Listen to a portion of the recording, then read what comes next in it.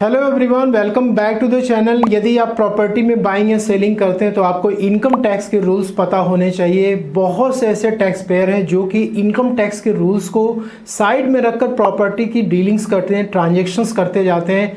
ऐसे लोगों को income tax department notices send कर रहा है। दोस्तों, जो इनकम टैक्स का पोर्टल है वो AI बेस्ड हो चुका है और आपके पैन नंबर के अगेंस्ट में जितने भी ट्रांजेक्शन्स प्रॉपर्टी के हो रहे हैं वो ईजिली आइडेंटिफाई कर पा रहा है और नोटिसेस सेंड कर रहा है। यदि आप इन नोटिसेस से बचना चाहते हैं तो आपको इनकम टैक्स के रूल्स प्रॉपर्टी पे क्या अप्लाई होते हैं वो पता होने चाहिए।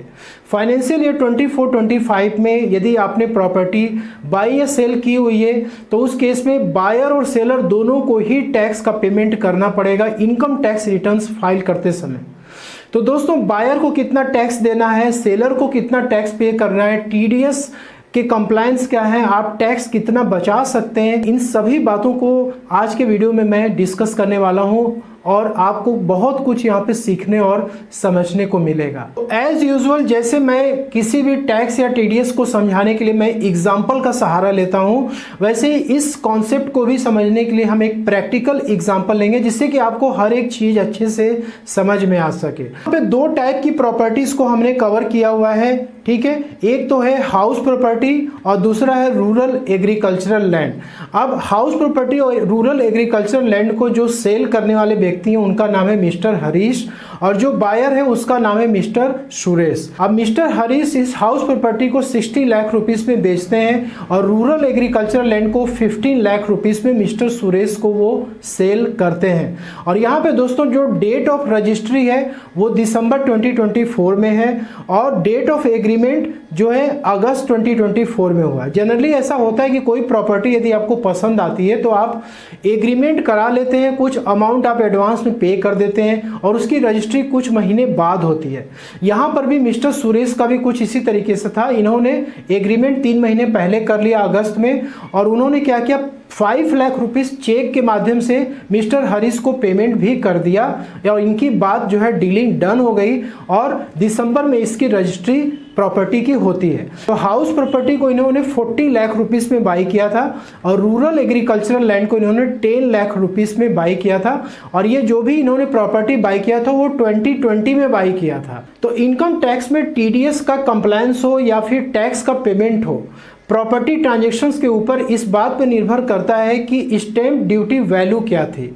Stamp duty value generally property के केस में वो होता है जो कि आप गवर्नमेंट को टैक्स पेमेंट करते हैं। तो जनरली जब रजिस्ट्री के पेपर्स तैयार होते हैं तो उस समय सर्किल रेट जो होता है उस प्रॉपर्टी का, उसके आधार पर दोस्तों ये स्टैम्प ड्यूटी वैल्यू कंप्यूट की जाती है और उस पर आप गवर्नमेंट को टैक्स पे करते हो और वही स्टैम्प ड्यूटी वैल्यू आपके इनकम टैक्स में भी जरूरी हो जाती है TDS के लिए और टैक्स का कैलकुलेशन करने के लिए।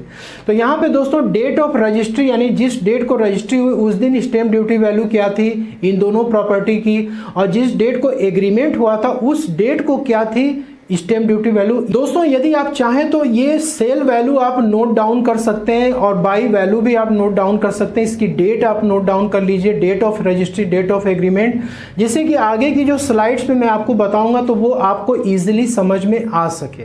तो देखिए यहाँ पर डेट ऑफ रजिस्ट्री वाले दिन, ठीक है, स्टैम्प ड्यूटी वैल्यू जो हाउस प्रॉपर्टी की थी वो 85 लाख रुपीस की थी और रूरल एग्रीकल्चर लैंड की 20 लाख रुपीस की थी। और जिस डेट को एग्रीमेंट हुआ था यानी अगस्त 2024 में हाउस प्रॉपर्टी की stamp duty value 75 lakh rupees की थी और रूरल एग्रीकल्चर लैंड की 15 लाख रुपीस की थी। अब दोस्तों जो एक्चुअल फिगर था मैंने आपको दिखाया था कि हाउस प्रॉपर्टी 60 लाख रुपीस में सेल किया गया मिस्टर हरीश के द्वारा और rural agriculture land 15 lakh rupees में सेल किया गया। दोस्तों सेल की एक्चुअल फिगर पता लग गई और date of agreement, date of registry की स्टैम्प ड्यूटी वैल्यू पता लग गई। अब टैक्स ऑन प्रॉपर्टी को हम समझेंगे कि प्रॉपर्टी को यदि आप बेचते हैं, खरीदते हैं तो किस तरीके से टैक्स लगता है। नॉर्मली आप लोग इससे परिचित होंगे। एक तो होता है short term capital gain tax, दूसरा होता है long term capital gain tax. यदि आपने उस प्रॉपर्टी को 24 मंथ्स के अंदर आपने यदि सेल किया है तो उस पर जो भी आपको गेन होगा वो शॉर्ट टर्म कैपिटल गेन कहलाएगा और उसके ऊपर जो टैक्स आप पे करोगे वो short term capital gain tax कहलाएगा। और लॉन्ग टर्म के केस में कि यदि आपने 2 साल या उससे ज्यादा आपने उस प्रॉपर्टी को होल्ड कर लिया, उसके बाद आप बेचते हो, उस पे जो भी आपको प्रॉफिट होगी वो लॉन्ग टर्म कैपिटल गेन कहलाएगी। सितंबर 2020 में इस प्रॉपर्टी को खरीदा गया था और इसकी डेट ऑफ रजिस्ट्री थी दिसंबर 2024 में। यहाँ पे प्रॉपर्टी को 4 इयर्स तक होल्ड किया गया, विच मीन्स कि इस पे जो भी गेन होगा वो लॉन्ग टर्म कैपिटल गेन कहलाएगा और इस पे जो भी टैक्सेस पे करने होंगे वो long term capital gain tax पे करना पड़ेगा। अब दोस्तों यहाँ पे long term capital gain tax कौन पे करेगा, तो यहाँ पे जो सेलर है मिस्टर हरीश वही पेमेंट करेगा। यहाँ पे 2 प्रॉपर्टी सेल हुई थी, पहली थी हाउस प्रॉपर्टी और दूसरी थी रूरल एग्रीकल्चरल लैंड। तो दोस्तों रूरल एग्रीकल्चरल लैंड को इनकम टैक्स के लॉ में ट्रांसफर नहीं माना जाता है, मतलब कि रूरल एग्रीकल्चरल लैंड के केस में जो भी आपके गेन होंगे उसका कैपिटल गेन क्या होता है, नील होता है। ठीक है, तो इस पे कोई भी टैक्सेस मिस्टर हरीश को पे नहीं करना पड़ेगा। अब यहाँ पे बात करते हैं हाउस प्रॉपर्टी की जो कि इन्होंने सेल किया हुआ है। तो हाउस प्रॉपर्टी पे जो भी long term capital gain calculate होगा वो सेल वैल्यू में से बाई वैल्यू को माइनस करके तभी हम कैलकुलेट करेंगे। तो सेल वैल्यू हमें क्या लेनी है, बाई वैल्यू क्या लेनी है मिस्टर हरीश को, ये इंपॉर्टेंट है। तो दोस्तों सेल वैल्यू के लिए section 50C income tax act का ये इंपॉर्टेंट हो जाता है जो कि स्टैंप ड्यूटी वैल्यू के बारे में बात करता है। जब भी आप प्रॉपर्टी की सेल वैल्यू डिटरमाइन करते हैं तो उस वक्त जो आपने एक्चुअल प्राइस कस्टमर से ली है और जो डेट ऑफ रजिस्ट्री के दिन और एग्रीमेंट के दिन जो स्टैंप ड्यूटी वैल्यू है उसको भी आपको लेना पड़ेगा। तो जो एक्चुअल सेल वैल्यू थी हाउस प्रॉपर्टी की वो 60 लाख रुपीस की थी और रजिस्ट्री के दिन जो स्टैंप ड्यूटी वैल्यू थी दोस्तों वो थी 85 लाख रुपीस की और स्टैंप ड्यूटी वैल्यू जो एग्रीमेंट वाले दिन की थी वो थी 75 लाख रुपीस की और पेमेंट जो किया गया था वो चेक के माध्यम से किया गया था।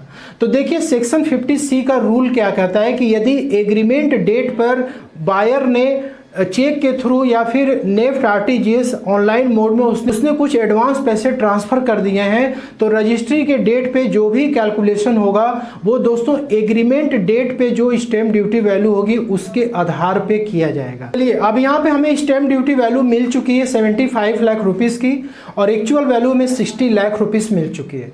अब दोस्तों यहाँ पे सेक्शन 50C ये कहता है कि जो आपकी एक्चुअल सेल वैल्यू है उसका आप 110% आप कैलकुलेट कर लीजिए। दोस्तों 110% आपको कैलकुलेट करना है 60 लाख रुपीस का, तो ये आता है 66 लाख रुपीस। जो 66 लाख रुपीस है ये हमारी थ्रेशोल्ड लिमिट है, इसके ऊपर जब हमारी स्टैंप ड्यूटी वैल्यू जाएगी तभी हम कंसीडर करेंगे एज ए सेल वैल्यू।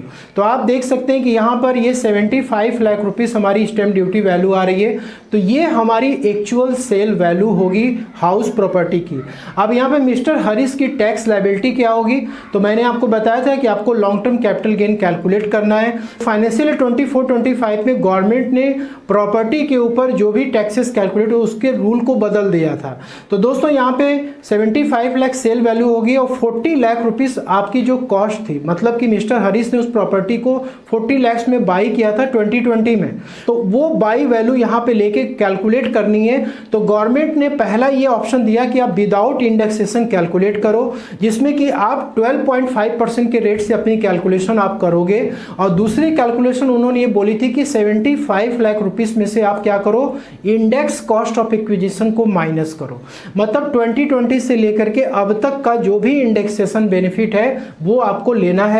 तो दोस्तों इस 40 लाख पे आपको इंडेक्सेशन अप्लाई करना है, तो लेट सपोज के 55 लाख रुपीस आता है। अब इसमें से आप माइनस कर दीजिए जो भी आपकी गेन आएगी उसको आपको 20% के रेट से टैक्स कैलकुलेट करना है।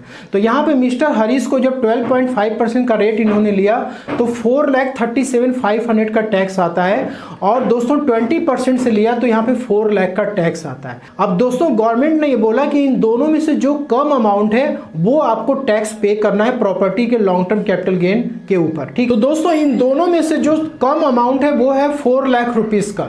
तो मिस्टर हरीश जो पेमेंट करेंगे वो 4 लाख रुपीस का करेंगे।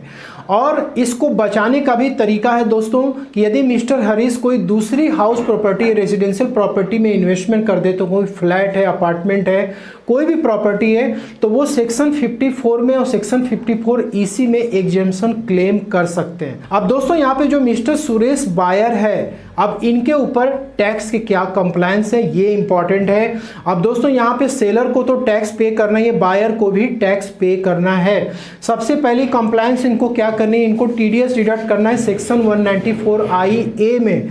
सेक्शन 194IA ये कहता है कि जो भी प्रॉपर्टी की वैल्यू है उसका 1% आप क्या करिए, टीडीएस डिडक्ट करिए। तो टीडीएस डिडक्ट करने के लिए रूल ये कहता है कि आपकी जो स्टैम्प ड्यूटी वैल्यू है वो 50 लाख रुपीस या उससे ज़्यादा की यदि है तो उस केस में आपको टीडीएस डिडक्ट करना होगा। तो यहाँ पे 50 लाख रुपीस के ऊपर क्रॉस कर चुका है तो 75,000 ये टीडीएस डिडक्ट करेंगे और मिस्टर हरीश के पैन नंबर पे ये डिपॉजिट कर देंगे, जिससे कि मिस्टर हरीश जब अपनी इनकम टैक्स रिटर्न को फाइल करे तो वो इस टीडीएस को एडजस्ट करा सकते हो, इसका रिफंड वगैरह क्लेम कर सके। अब मिस्टर सुरेश को टैक्स किस तरीके से पे करना ये इंपॉर्टेंट है दोस्तों। तो सेक्शन 56(2)(10) ये एक इंपॉर्टेंट सेक्शन है जो बायर के ऊपर अप्लाई होता है। यदि कोई बायर इमूवेबल प्रॉपर्टी यदि आप बाई करते हैं तो इंपॉर्टेंट ये स्टैम्प ड्यूटी वैल्यू और एक्चुअल वैल्यू। यदि स्टैम्प ड्यूटी वैल्यू आपकी ज़्यादा है और आपका जो एक्चुअल वैल्यू वो कम है तो उस केस में दोस्तों आपको टैक्स का पेमेंट सेक्शन 56(2)(10) में करना पड़ता है। तो यहाँ पर रूल ये कहता है कि दोनों का जो डिफरेंस है स्टैम्प ड्यूटी वैल्यू और जो एक्चुअल प्राइस आप ले रहे हो कस्टमर से, यदि वो 50,000 से ज़्यादा होता है तो उस केस में आपको टैक्स 56(2)(10) में पे करना होता है। तो मिस्टर सुरेश को अब यहाँ पे टैक्स पे करना पड़ेगा 75 लाख दोस्तों, यहाँ स्टैम्प ड्यूटी वैल्यू आ गई, 60 लाख जो एक्चुअल प्राइस थी, तो यहाँ पे 15 लाख रुपीस के आ गया, डिफरेंस आ गया और ये 50,000 रुपीस के ऊपर चला गया। तो इस केस में मिस्टर सुरेश को क्या करना होगा, ये 15 lakh rupees income from other sources वाले हेड में ITR फाइल करते समय रिपोर्ट करना पड़ेगा और ये जो इनकम होगी वो स्लैब रेट से टैक्सेबल होगी। तो 20% के ब्रैकेट में आते हैं तो इस पे 20% का टैक्स मिस्टर सुरेश को पे करना पड़ेगा। तो दोस्तों मिस्टर हरीश और मिस्टर सुरेश के ऊपर टैक्स के क्या कंप्लायंस है, टीडीएस के क्या कंप्लायंस के, इसको आपने समझ लिया। कैसे टैक्स बचाना है इसको भी आपने समझ लिया। दोस्तों ITR फाइलिंग में अपने प्रॉपर्टी के ट्रांजेक्शन्स को ना छुपाएं, क्योंकि 30 लाख रुपीस के ऊपर आपकी जो भी रजिस्ट्री होगी वो रजिस्ट्रार इनकम टैक्स डिपार्टमेंट को रिपोर्ट करेगा। तो आप इसको यदि छुपाएंगे तो फ्यूचर में आपको इस हाई वैल्यू ट्रांजैक्शंस के लिए नोटिस आ सकते हैं। आशा करता हूं कि वीडियो आपको पसंद आई होगी, अच्छी लगे तो लाइक शेयर जरूर करिए। मिलते हैं अगले नेक्स्ट वीडियो में। Thank you so much for watching this video.